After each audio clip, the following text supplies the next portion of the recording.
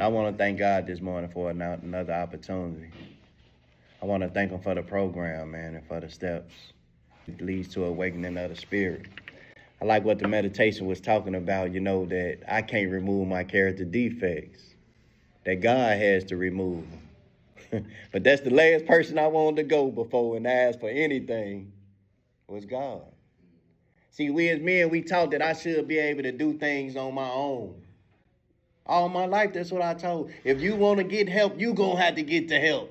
Just sitting there and I'm like, man, like you don't realize the type of hold that these character defects have on you until you sit yourself down and you get to experience in the step process, right? Because I'm looking at the fact like I've been a cheater all my life.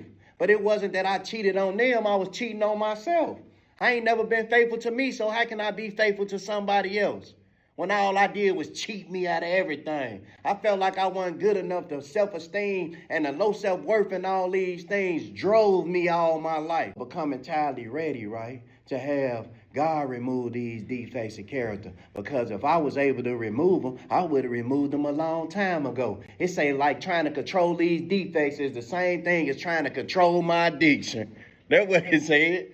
And see, to me, man, I felt like it wasn't that I was lying. I just ain't want to tell nobody the truth. In my mind, I made it up to be okay for me to be dishonest. So all my life I was dishonest. Then I come in here and I hear y'all say that honesty is the antidote to my diseased thinking. So I got honest, and the first honest admission that I made was the fact that I had a problem, man. Everybody else knew that I was a damn addict, and I was the last one to figure it out. I'm the last one to know that I had a problem because all I did was rationalize and justify my behavior. It's my life. I ain't hurt nobody but me. I want you to listen to that. I ain't hurt nobody but me. Yeah, but why is you hurting you?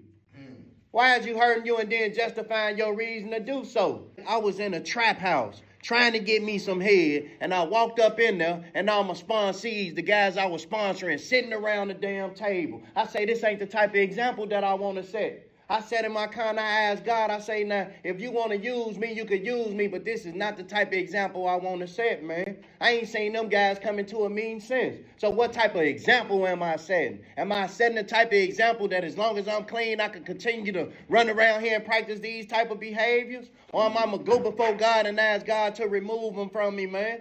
Yeah, see, that's when open-mindedness comes in. See, I don't do no harm to me today. Today ain't finna hurt me based on what somebody else think or how they feel about me. That don't make no sense. So I had to learn how to treat me all over again. I humbly went before him and asked him to remove some of these shortcomings because they was causing me pain, man.